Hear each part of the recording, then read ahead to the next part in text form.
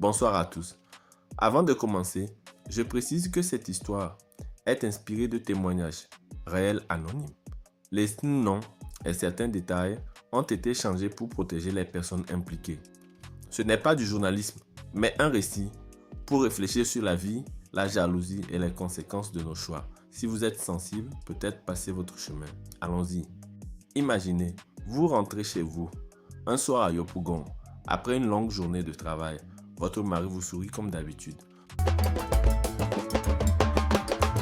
Vos enfants courent vers vous. Tout semble Maman! parfait. Mais dans l'ombre, quelqu'un attend son moment. Quelqu'un qui sourit le jour, mais pleure de rage la nuit. Aujourd'hui, je vous raconte l'histoire d'Aminata, une femme qui a tout perdu à cause d'une co-épouse jalouse. Une trahison qui a brisé un mariage de 12 ans et laissé des cicatrices profondes. Aminata avait 32 ans quand elle a rencontré Karim à Abidjan, dans un maquis à Cocody. Lui était chauffeur de taxi et travaillait dur pour construire une petite maison. Elle était vendeuse au marché d'Adjamé.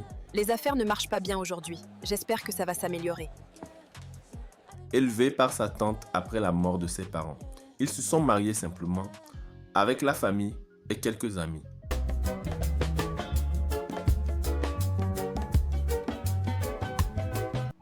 Aminata a donné naissance à 2 enfants, Fatou, 10 ans, et Ibrahim, 7 ans. Karim les aimait beaucoup et répétait souvent à sa femme « Tu es ma reine ». Mais la vie à Abidjan est difficile. Les factures, le loyer, l'école des enfants. Karim a commencé à stresser. Il rentrait tard et fatigué. Aminata sentait que quelque chose changeait, mais elle priait et gardait le silence. Un jour, en 2023, Karim lui annonce qu'il veut prendre une seconde épouse à cause de la pression de sa mère et de la tradition. Aminata a pleuré toute la nuit, mais elle a accepté pour préserver la paix et protéger ses enfants. La nouvelle épouse s'appelait Mariam. Elle avait 24 ans, jeune et très belle. Au début, elle appelait Aminata grande sœur, aidait à la maison et jouait avec les enfants. Alors les enfants, vous êtes prêts pour l'aventure peur? Oui, Mariam. Raconte. Aminata pensait que tout pouvait bien se passer, mais la jalousie est un feu qui couvre sous la cendre. Mariam voyait que Karim passait plus de temps avec Aminata. Les enfants étaient en très attachés à leur mère. Peu à peu, Mariam a changé. Elle faisait des remarques, lançait des regards d'un froid et commençait à semer le doute. Confiance, il te ment depuis le début. Elle disait à Karim qu'Aminata parlait avec des hommes au marché. Elle montrait de faux messages et des photos truquées. Déjà stressé par les problèmes d'argent, Karim a commencé à croire ses mensonges. La relation s'est détériorée. Karim devenait froid et distant. Les enfants pleuraient en voyant leur père crier sur leur mère. Un soir, devant la famille réunie pour une fête, Mariam accuse Aminata d'avoir volé de l'argent. C'est toi qui as tout pris. Tu as ruiné ma vie. Non. Aveuglé par la colère, Karim gifle Aminata devant tout le monde. Elle reste silencieuse, prend ses enfants et s'enferme dans la chambre. Les mois suivants deviennent un véritable enfer. Mariam continue de manipuler Karim. Elle va jusqu'à dire qu'Aminata empoisonne la nourriture et que les enfants ne sont pas de lui.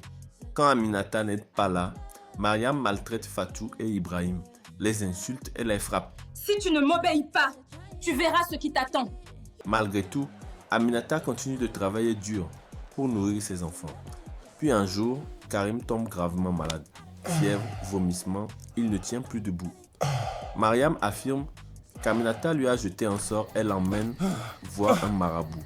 Mais le marabout déclare que ce n'est pas un sort, mais un poison lent, donné par quelqu'un de très proche. Ce mal qui te ronge, Karim, prend sa source dans les actes de jalousie d'une personne que tu considérais proche.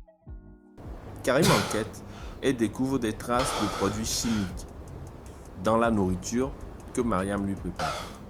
Confrontée à la vérité, elle finit par avouer qu'elle voulait garder Karim pour elle seule et faire disparaître Aminata.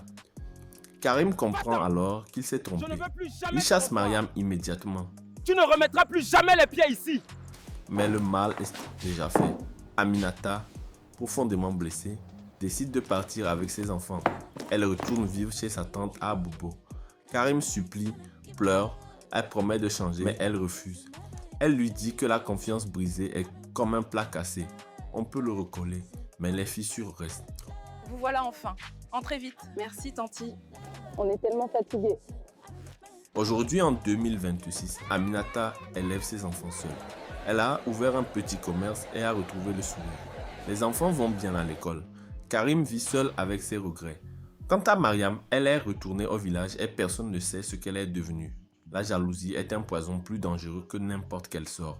Dans la vie comme dans la polygamie, le respect et la communication sont essentiels pour préserver un foyer. Si cette histoire vous touche, dites-moi en commentaire ce que vous auriez fait à la place d'Aminata. Abonnez-vous pour d'autres histoires vraies qui font réfléchir. Et souvenez-vous, protégez votre foyer, la paix vaut plus que tout l'or d'Abidjan.